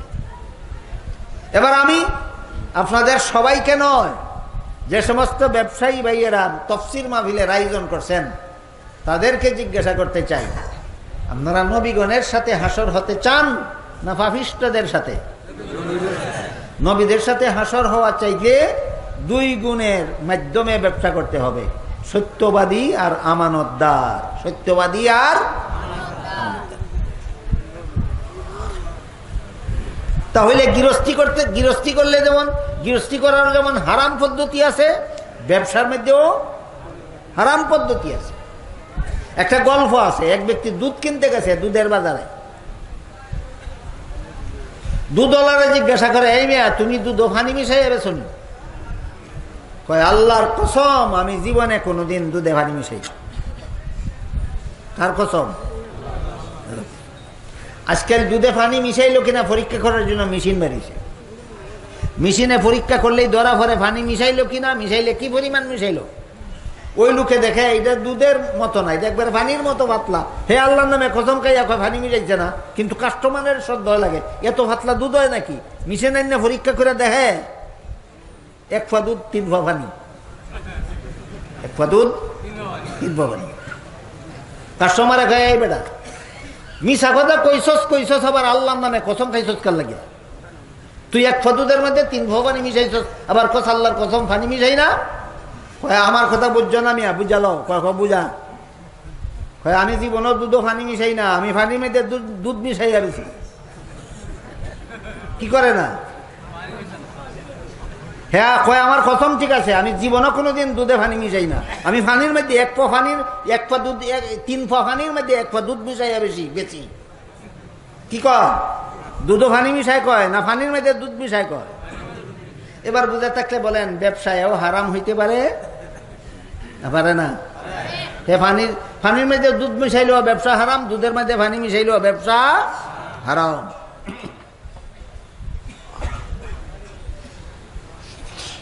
উপার্জনের হারাম থেকে বাঁচতে পারে কে? শেষ বিচারের হিসাব নিকাশের ভয় করে। যে বাটপারি পার্সেলিটি দুঃখাবাজি করে কাস্টমারে দুঃখা দিলাম, দিতে পারবো 100 বার 1000 বার, কিন্তু শেষ বিচারের দিন আল্লাহর কাছে ধরা খেতে হবে। শেষ বিচারের দিন আল্লাহর কাছে কি জবাব দেবে? এর মর্মে হাদিসের বিবরণ থেকে আপনাদেরকে 2টা ঘটনা শোনাই। হযরত উমর ফারুক রাদিয়াল্লাহু তাআলা আইন জারি করে দিলেন, আমার দেশের কোন দুধের ব্যবসায়ী দুধে পানি মিশাইয়া ভেজাল দুধ বেচতে পারবে না, খাঁটি দুধ বেচতে হবে ভেজাল। খলিফা উমর আবার রাত্রে ছদ্মবেশে ঘোরাফেরা করে সাধারণ মানুষের হাল অবস্থা সচক্ষে পর্যবেক্ষণ করতেন। গভীর রাতে খলিফা উমর ঘোরাফেরা করতে এক ঘরের সামনে গিয়া শুনেন একটা মেয়েকে তার মা বলতেছে, রাত ফইবার আগে দুধে পানি মিশাইয়া রাখো, রাত ফইয়া বেসন লাগবো। মেয়েটারে তার মায়ে কয়, মেয়ে মাকে জবাব দেয়, দুধে পানি মিশাইতে খলিফা উমরের নিষেধ। দুধ পানি মিশাইয়া বেসা কার নিষেধ? খলিফা উমরের নিষেধ।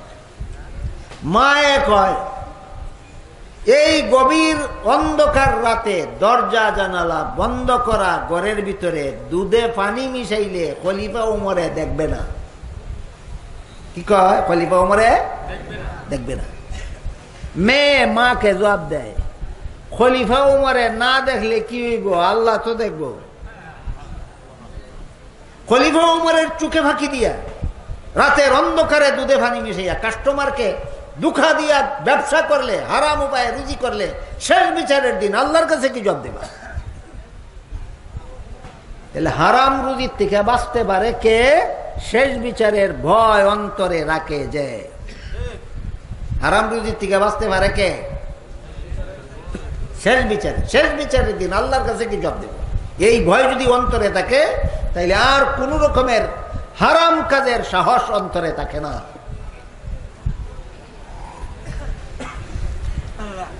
এই খলিফা উমরের আরেকটা ঘটনা শোনাই। খলিফা উমর খুব সাদা সিধা ছিলেন। কেমন সাদা সিধা ছিলেন? খলিফা উমর মনে করতেন, আমার দেশের জনগণকে যে মানের খানা খাওয়ার ব্যবস্থা আমি দিতে পারবো না, এইরকম উন্নত মানের খানা আমি নিজে খাওয়ার অধিকার নাই। দেশের মানুষের যেই মানের খানা খাওয়ার ব্যবস্থা আমি করে দিতে পারবো না, এরকম উন্নত মানের খানা আমি খলিফা হওয়ার কারণে আমি একা একা খাবো, এই অধিকার আমার নাই। দেশের মানুষকে যে মানের পোশাক পরার ব্যবস্থা আমি করে দিতে পারবো না, এমন উন্নত মানের পোশাক পরার অধিকার আমার নাই। দেশের জনগণকে যে মানের বাড়িঘর নির্মাণের ব্যবস্থা আমি দিতে পারবো না, এইরকম উন্নত মানের বাড়িঘর বানাইয়া বসবাস করার অধিকার আমার না। এই জন্য খলিফা উমর একেবারে সাধারণ থেকে সাধারণ মানুষ যত সাদা সিধাভাবে জীবনযাপন করত, তার চেয়ে বেশি সাধারণভাবে খলিফা উমর জীবনযাপন করতেন। এবার খলিফা উমরের সাধারণ জীবনযাপনের একটা ঘটনা শুনেন, এরপরে বাকি ঘটনা শুনবেন। নাকি সময় বেশি লম্বা হয়ে গেছে গা? খলিফা উমর একবার জনগণকে সরকারি চাদর দিলেন, রিলিফের চাদর দিলেন, মাথা পিছু একটা। মাথা পিছু একটা কি চাদর? সরকারি চাদর, রিলিফ। তারপরে শুক্রবারে জুম্মার নামাজের খুতবার জন্য খলিফা উমর দাঁড়াইলেন। দেখা গেল খলিফা উমরের নিম্নাঙ্গে একটা সরকারি চাদর, ঊর্ধ্বাঙ্গে আর একটা সরকারি চাদর। একটা সরকারি চাদর কিনছে আর একটা গায়ে দিছে। খলিফা উমরের শৈল্য সরকারি চাদর কটা দেখা গেল? আর জনগণটা দিছে কটা করিয়া? একটা করে। মিম্বরে দাঁড়ানি মাত্রই একজন সাধারণ মুসল্লি দাঁড়ায় কয়, খলিফা উমর, আমার একটা প্রশ্ন আছে, এই প্রশ্নের জবাব দিতে না পারলে আপনার খুতবাও শুনবো না, আপনার পিছিয়ে আপনার ইমামতিতে নামাজও পড়বো না। খলিফা উমর বললেন, ঠিক আছে খুতবা আমি পরে পড়বো, বলো তোমার প্রশ্ন কি? মুসল্লিরা কয়, আমরা দিলেন সরকারি চাদর একটা করে, আপনার শৈল্য দুইটা দেওয়া যায়, ই অধিকার পাইলেন কোথায়? জনগণকে সরকারি কাপড় একটা দিবেন আর আপনি সরকার প্রধান হওয়ার কারণে আপনি সরকারি সম্পদ দুইটা ব্যবহার করবেন, অধিকারটা পাইলেন কোথায়? আরেকজন বড় অফিসারে না সাধারণ? সাধারণ। বর্তমান দুনিয়ার কোন প্রেসিডেন্টে যদি কেউ সাধারণ কোন মানুষে জিজ্ঞাসা করে, এই যে বাড়ি বানাইছো, এই যে গাড়ি কিনছো, এই যে জাকজমক করতেছ কার পয়সা দিয়া, তাইলে তারে ধন্যবাদ দিব? খালি জেলো ডুহাই দেব? দৈন্যা কুটা দিব? দৈন্যা কুটা? দৈন্যা কুটে নি, দৈন্যা কুটা দিব। কিন্তু খলিফা উমর ওই লোকটারে কইলেন, তোমার প্রশ্নের জন্য তোমাকে ধন্যবাদ। কি কইলেন? তোমার প্রশ্নের জন্য আমি তোমরা একটা করে চাদর দিছি আর আমি দুইটা ব্যবহার করছি, এই কারণে যে তুমি প্রশ্ন করছো এই জন্য তোমাকে ধন্যবাদ। তবে উমর কইলেন, আমি দুঃখিত, তোমার প্রশ্নের জবাবটা আমি দিতে পারবো না, আমার ছেলে আব্দুল্লাহ দিব। উমরের ছেলের নাম আব্দুল্লাহ। তোমার প্রশ্নের জবাবটা আমার ছেলে আব্দুল্লাহ দিব। আব্দুল্লাহর কাছে যখন জবাব দেওয়ার দায়িত্ব গেল, যে তোমাদেরকে যেমন ভাবে আমার বাবা একটা করে সরকারি চাদর দিছেন, আমার বাবাও একটা মাত্র সরকারি চাদরই গ্রহণ করছেন, কিন্তু এই একটা মাত্র রিলিফের চাদর ছাড়া আমার বাবার আর কোনো কাপড়ই নাই। আমার বাবার আর কোনো, এটা নিচে ভিনলে উপর দিক খালি থাকে, উপরে ভিনলে নিচের দিক খালি থাকে, এমত অবস্থায় তোমরা নমাজের ইমামতি করতে পারে না। এই জন্য আমার বাগের চাদরটা আমার বাপরে দিয়া দিছি, ফিন্দা তোমরা ইমামতি করতো। খলিফা উমর কেমন জাকজমকের জীবনযাপন করতেন কিছুটা বুঝে আসছে আপনাদের? জাকজমকের জীবন না অত্যন্ত সাদা সিধা? অত্যন্ত সাদা সিধা জীবন। সেই খলিফা উমর একদিন মরুভূমির রাস্তা দিয়ে যেতেছে, সাথে খাওয়ার কিছু নাই। যেই বেটা রিলিফের চাদর ছাড়া আর কোনো চাদরই নাই, ইমামতি করতে গেলে ফুতের কাপড় নেওয়ান লাগে, এই বেটার সফরের সময় সাথে খাওয়ার কিছু না তাহাটা কি অস্বাভাবিক? খুবই স্বাভাবিক। খলিফা উমর মরুভূমির রাস্তা দিয়ে যাইতেছেন, সাথে খাওয়ার কিছু নাই, খেতে লাগছে খিদা। মরুভূমিতে তো বাড়ি ঘরও নাই, দোকানপাটও নাই, খানা ভাইব কই? সেই খলিফা উমর দেখেন, সেই মরুভূমির মধ্যে একটা রাখাল ছেলে একদল ছাগলের রাখালি করতেছে।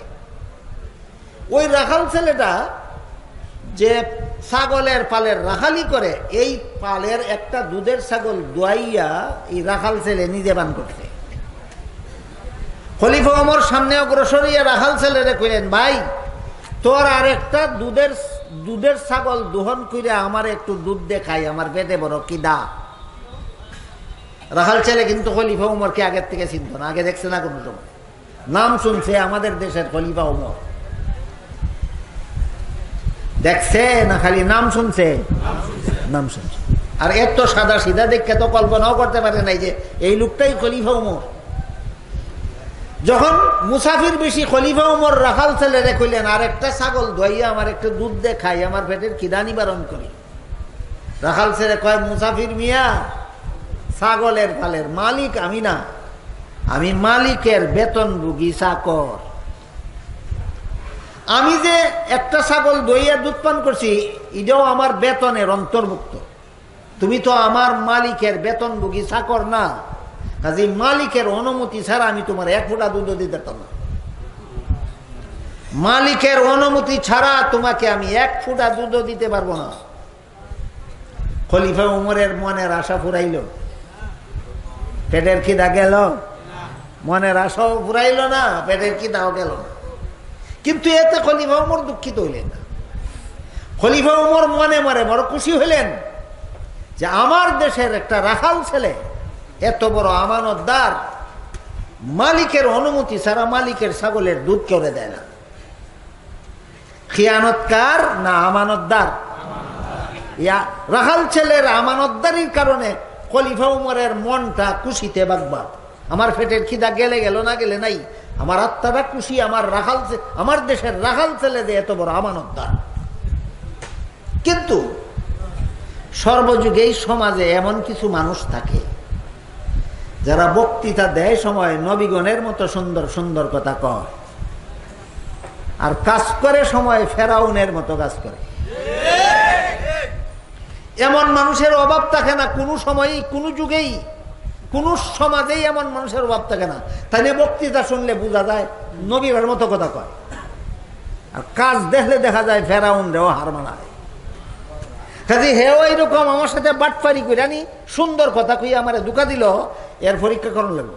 খলিফা ওমর ভাবলেন রাখাল ছেলে সত্যই আমানতদার না বাটপারি করছে, পরীক্ষা করণ লাগলো। খলিফা ওমর রাখাল ছেলের সত্যিকারের আমানতদার হওয়া না হওয়া পরীক্ষা করার জন্য বললেন যে ঠিক আছে, তুমি যদি তোমার মালিকের অনুমতি ছাড়া আমাকে দুধ না দাও, তাহলে এক কাজ করো, নগদ পয়সা দিয়া একটা দুধের ছাগল আমার কাছে বিক্রি করে হলাম। এই দুধের ছাগল কিনে আমি দুধ দইয়া পান করবো, আমার পেটের খিদা যাবে, এটা আমার উপকার। আর এই ছাগলের মূল্যটা তুমি তোমার বেতনের অতিরিক্ত পাইবা, এটা তোমার উপকার। রাখাল ছেলে খলিফা উমর চিনে না ফতিক মুসাফির চিনে? কাজী রাখাল ছেলে তো খলিফা উমর কয় না, কয় ও মুসাফির মিয়া, তোমার কথা মতো যদি আমি একটা দুধের ছাগল তোমার কাছে বেচা, এইটা পয়সাটা আমি অতিরিক্ত বেতনের অতিরিক্ত খাইয়া ফেলাই, পরে যদি মালিক তার ছাগলের ফাল গন্তি দেয়, গনার মধ্যে ধরা পড়বে ছাগল একটা কম, তখন তো আমার জিজ্ঞাসা করবে আমার ছাগল একটা কম কেন, মালিকরে কি জবাব দেবে? খলিফা উমর বলল, মুসাফির লোকটা রাখাল ছেলেকে বলল, মালিক গন্যা যদি ছাগল একটা কম পায় আর তোমার জিজ্ঞাসা করে ছাগল একটা কি করছো, কইবা ছাগল একটা বাগে নিয়ে গেছে গা। ছাগল একটা বাগে দিরা, বাগে ছাগল ধরে নিয়ে গেলে গা, রাখাল ছেলে ফিরানির কোনো ক্ষমতা রাখে না, কাজেই তুমি নির্দোষ, মালিকে তোমার দত্তাত। খলিফা উমরে কি বাটপারি করার লাগি কথাগুলি শিক্ষা দিতেছে না পরীক্ষা করার লাগি? পরীক্ষা করা। যেই মুসাফির লোকটা রাখাল ছেলেরে কইল যে কইও ছাগল একটা বাগে ধরে নিয়ে গেছে গা, তখন এই রাখাল ছেলেটা এই মুসাফির লোকটার উঠে দারুণ খেফা খেপছে, এমন খেফা খেপছে, খায় বেটা মুসাফির দাঁড়া, কি কয়, আমি যদি আমার মালিক রে কই ছাগল একটা বাগে ধরে নিয়ে গেছে গা, মালিক 100 বার বিশ্বাস করবে আমারে, কারণ আমি মালিকের আমানতদার চাকর, আমি কোনোদিন খেয়ানত করি না মালিকের সাথে। কিন্তু তুই বল, আজকে যদি মালিক রে আমি বলি ছাগল একটা বাগে ধরে নিয়ে গেছে গা, মালিক 100 বার আমারে বিশ্বাস করবো, আমার কাছে কোনো কৈফিয়ত চাইবে না। কিন্তু তুই বল, শেষ বিচারের দিন আল্লাহ যখন জিজ্ঞেস করবেন ছাগল একটা কি করছিলি, তখন কি জবাব দিব?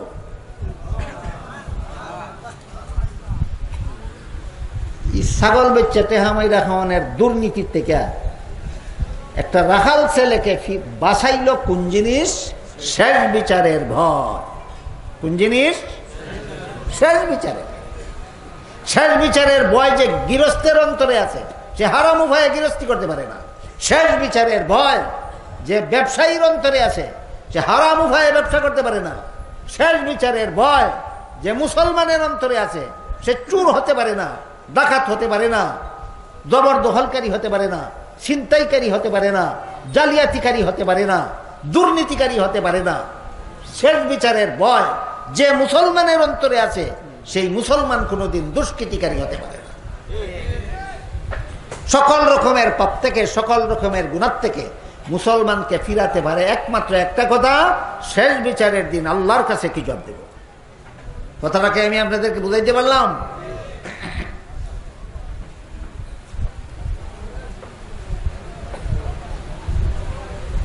পিছের কথা মনে থাকলে বলেন, হাসরের মাঠে প্রশ্ন হবে কটা?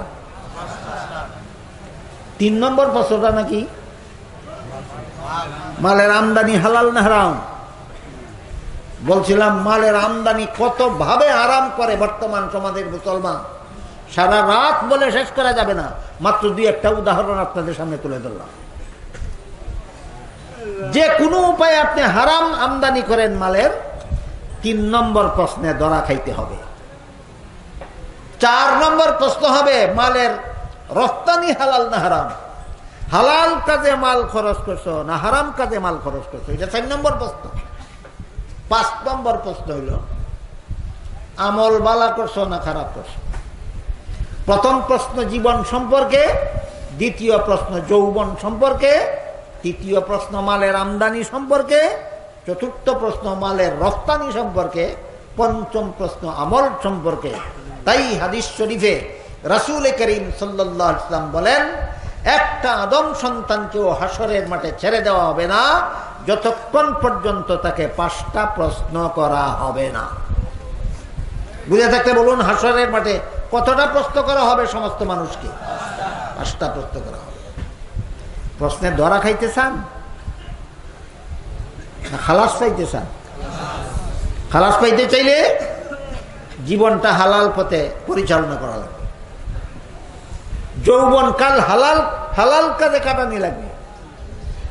সমস্ত মাল হালাল উপায়ে উপার্জন করা লাগবে। সমস্ত উপার্জিত মাল হালাল কাজে খরচ করা লাগবে। আর আমল ভালো করা লাগবে। কি করা লাগবে? আমল ভালো করা লাগবে। আল্লাহ পাক রব্বুল আলামিন এক আয়াতে বলেন,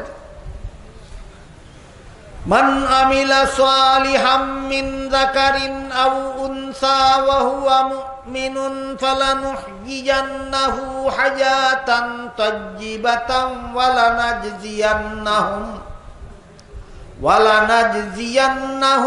আজরাহুম বিআহসানি মা কানু ইয়ামালুন। কোন মানুষ যদি মুমিন হয় আর আমল ভালো করে, কোন মানুষ যদি মুমিন হয় আর আমল ভালো করে, আল্লাহ পাক রব্বুল আলামিন বলেন সেই মানুষটা পুরুষ হোক অথবা নারী হোক, আমি আল্লাহ তাকে পবিত্র জীবন দান করব। কি জীবন? পবিত্র জীবন। মুফাসসিরিনে কেরাম তাফসীরের কিতাবে লিখেছেন, আল্লাহ যে বললেন কোন মুমিনে যদি আমল ভালো করে তাইলে আল্লাহ তাকে পবিত্র জীবন দান করবেন। পবিত্র জীবনের ব্যাখ্যা কি? তাফসীরের কিতাবে লেখা আছে পবিত্র জীবনের ব্যাখ্যা 2টা। একটা হলো দুনিয়াতে পবিত্র জীবন, আর একটা হলো আখিরাতে পবিত্র জীবন। কি বুঝলেন? পবিত্র জীবনের ব্যাখ্যা কটা? একটা দুনিয়াতে, একটা আখিরাতে। এই মাত্র 2-3 মিনিটে দুনিয়ার পবিত্র জীবন কোনটা আর আখিরাতের পবিত্র জীবন কোনটা, এই 2টা কথা কই আজকের মতো আমি কথা শেষ করব। মুফাসসিরিনে কেরাম তাফসীরের কিতাবে লিখেছেন দুনিয়ার পবিত্র জীবন হইল নেক আমলওয়ালা ইমানদার। নেক আমলওয়ালা ইমানদার দুনিয়াতে যত বড় বিপদে পড়ুক, যত বড় অভাবগ্রস্ত হোক, যত বড় রোগে আক্রান্ত, পরকালের জান্নাতের সুসংবাদের দ্বারা তার অন্তরটা সান্ত্বনায় ভরপুর থাকবে। নেক আমলওয়ালা ইমানদার যত বড় অভাবও পড়ুক, সে মনের মধ্যে তার একটা সান্ত্বনা থাকবে, অভাব তো মাত্র কিছুদিনের, জান্নাত তো চিরকালের। নেক আমলওয়ালা ইমানদার যত বড় রোগে আক্রান্ত হোক, তার মনে এই মর্মে সান্ত্বনায় ভরপুর থাকবে, রোগ তো কিছুদিনের, জান্নাত তো চিরদিনের। নেক আমলওয়ালা ইমানদার যত বড় বিপদে পড়ুক দুনিয়াতে, মনটাই মর্মে সান্ত্বনায় ভরপুর থাকবে যে বিপদ তো কিছুদিনের, জান্নাত তো চিরদিনের। সুতরাং দুনিয়ার কিছুদিনের বিপদ, দুনিয়ার কিছুদিনের অভাব, দুনিয়ার কিছুদিনের রোগ বেমার, এর দ্বারা তার চিরস্থায়ী জান্নাতের শান্তি কোনোদিন নষ্ট হবে না। অন্তর সদা সর্বদা তার সান্ত্বনায় ভরপুর থাকবে। এটার নাম হইল দুনিয়ার পবিত্র জীবন। যে যার ইমান নাই অথবা ইমান আছে আমল খারাপ, বিপদে পড়লেই হতাশ হইয়া যায়, রোগে আক্রান্ত হইলেই হতাশ হইয়া যায়, অভাবে পড়লেই হতাশ হইয়া যায়, হায় রে আমার কিছুই নেই। কেন? ইমানের অভাবে আর আমলের অভাবে। যার ইমান ঠিক আছে, আমল ভালো, এ বিপদে পড়লেও হতাশ হয় না, হে অভাবগ্রস্ত হইলেও হতাশ হয় না, হে জটিল রোগে আক্রান্ত হইলেও হতাশ হয় না। কারণ এগুলি ক্ষণস্থায়ী আর জান্নাত হইল চিরস্থায়ী। গেল একটা পবিত্র জীবনের ব্যাখ্যা। আর একটা হলো আখেরাতের পবিত্র জীবন। আর একটা পবিত্র জীবন কোন জীবনে? আখেরাতে। আখেরাতের পবিত্র জীবনের ব্যাখ্যা কি? মুফাসসিরিনে কেরাম লেখেন আখেরাতের পবিত্র জীবনের ব্যাখ্যা হইল জান্নাতি জীবন। আখেরাতের জান্নাতি জীবন হইল পবিত্র জীবন। জান্নাতি জীবনকে পবিত্র জীবন কেন বলা হইল? এর সামান্য একটু আওয়াজ দিয়ে আমার কথা শেষ করি।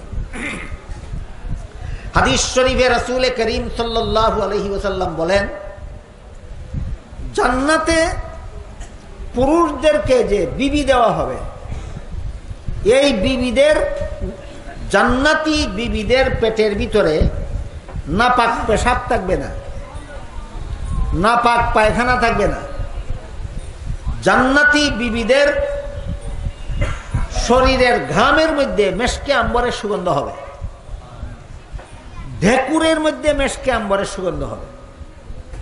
পেটের ভিতরে নাফাক পেশাবও নাই, নাফাক পায়খানাও নাই, নাফাক রক্তও নাই। শরীরের বাহিরের দিকটাও পবিত্র, ভিতরের দিকটাও পবিত্র। এই বিষয়টা আমি আপনাদেরকে বুঝাইবার ভাষা খুঁজে পাইতেছি না। এক রাজার একটা ঘটনা আছে, এই ঘটনাটা বুঝলে আশা করি সহজে বুঝবে। এক রাজার একটা বান্দি আছে, বান্দিটা খুব ধার্মিক ছিল। রাজার সেবা যত্ন, খায় খেদমত সবকিছু কইরা এরপরে টাইমলি নামাজ পড়তো, ঠিক মতো আল্লাহর ইবাদত বন্দেগী করতো। বলেন বদামলওয়ালা বান্দিয়া ছিল না নেকামল? এই রাজায় ছিল বান্দিটা বেচালাইতো। বান্দিয়ে রাজারে আতে ভাই দুইটা রাজি করছে যে আমারে বেচা লাইলে এমন লোকের কাছে বিক্রি করেন যেই লোকে আমারে আল্লাহর ইবাদত করার সুযোগ দেয়।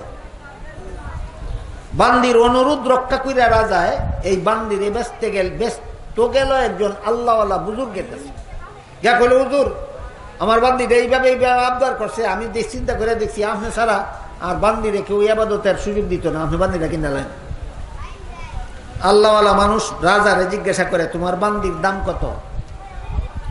রাজা কয়, যাচ্চা বেচতাম আইসি, আপনি চাইয়া আনছেন না, কাজে আমি দাম চাইতাম না, আপনার দামানে চাই দিলেন। কঠিন মূল্য, জামানে চাই দিলেন। আসেনি আপনার আর উমাইপুর বাজার হয় এমন দোকান, যে দোকানে গিয়া মাল কত করে জিজ্ঞেস করলে হয় জামানে চাই দিলাও। কিন্তু রাজায় কয়, হুজুর আপনি আমার বান্দি কিনিয়া জামানে চাই দিলেন। হুজুরে কয়, তোমার বান্দি যদি আমার কাছে বেচো, এটার মূল্য দেব একটা খাজুরের আলি। একটা খেজুরের আলি শুনুন, বিচি কডা খেজুর না বিচি? আপনারা উমাইপুর বাজার একটা খেজুরের বিচি কত বিক্রি হইব? না পাগল কইব মানছে? বাসা কইলে কি কইলেন আপনি? একটা খেজুরও না, একটা খেজুরের বিচি দিবেন মূল্য, এটা কোনো মূল্যের জিনিস দিবেন কইলেন? আপনি কি আমারে মস্কারি করলেন? হুজুর খাই বেটা, মস্কারি করি না আমরা, মস্কারি করা আমরা অভ্যাস নাই। মস্কারি করছি না, উচিত দাম থেকে বেশি কইছি। কি কইছে? উচিত দাম থেকে বেশি কইছি, মনে চাইলে বেশ, নাইলে তোর বান্দি লইয়া তুই চলে যা। কয় হুজুর বান্দি আর ফেরত নিতাম না, দরকার হইলে বান্দি আজকে মাগনা দিয়া যাবো। মাগনা বুঝেন? বান্দি আজকে মনে চাইলে দরকার হইলে আপনারা মাগনা দিয়া যাব, কিন্তু উচিত দাম থেকে বেশি কেমনে কইলেন এটা বোঝানি লাগবে। একটা খেজুরের বেশি কেমনে, এত সুন্দর নেককার বান্দির উচিত মূল্য থেকে বেশি কেমনে হয়? বাসায় কয় দেখ, এই আল্লাহওয়ালায় কয় দেখো তোমার ইবান নিটা কেনার জন্য একটা খেজুরের আলি জোগাড় করতে আমার একটু খুঁজাখুঁজি করার লাগবে, দৌড়াদৌড়ি করার লাগবো, কিছু না কিছু একটু পেরেশানি বুক করতে হইব একটা খেজুরের আলি জোগাড় করার জন্য। কিন্তু আমি যদি আমার খানকায় বৈশা বৈশা সুবহান আল্লাহ সুবহান আল্লাহ সুবহান আল্লাহ জফি, আমার সুবহান আল্লাহ জফার বিনিময়ে আল্লাহ জান্নাতে এমন এক বিবি তৈরি করবেন যেই বিবির ফেটের ভিতরে ফেসাবো নাই, পায়খানাও নাই, পচা রক্তও নাই, মুখের থুথুর মধ্যে মেশকে আম্বরের সুগন্ধ, শরীরের ঘামের মধ্যে মেশকে আম্বরের সুগন্ধ, মুখের ঢেকুরের মধ্যে মেশকে আম্বরের সুগন্ধ। এত পবিত্র বিবি আমি সুবহানাল্লাহ জপলে ভাই, আর তোর এটার পেটের ভিতরে পেশাবের গাঁটটি আছে, পায়খানার গাঁটটি আছে, পচা রক্তের গাঁটটি আছে, মুখের থুথুর মধ্যে দুর্গন্ধ, ঘামের মধ্যে দুর্গন্ধ, এটা জোগাড় করবার লেগে একটা খেজুরের বিচি জোগাড় করতে আমার যে কষ্ট হইব, একবার সুবহানাল্লাহ বলতে এত কষ্ট হইতো না। এর লেগে কুচি কুচির দাম থেকে বেশি কুচি। বাদশাহী ঘটনার মধ্যে দেখা গেল দুনিয়ার বিবি পবিত্র না জান্নাতের বিবি পবিত্র। এই জন্য আল্লাহ পাক রব্বুল আলামিন বলেন, মুমিন মুসলমানেরা আমল যদি ভালো করো দুনিয়ার জীবনটাও দেব তোমাকে পবিত্র, আখেরাতের জীবনটাও দেব পবিত্র। আল্লাহ আপনাদের আমাদের সবাইকে এই শেষ বিচারের দিন রেহাই পাওয়ার জন্য, রক্ষা পাওয়ার জন্য, দুনিয়াতে পবিত্র জীবন, আখেরাতে পবিত্র জীবন লাভ করার জন্য ইমানের সাথে সাথে নেক আমলের তৌফিক দান করুন। সবাই বলুন আমিন। সুবহান রাব্বিকা রাব্বিল ইজ্জাতি আম্মা ইয়াসিফুন ওয়া সালামুন আলাল মুরসালিন ওয়ালহামদুলিল্লাহি রাব্বিল আলামিন।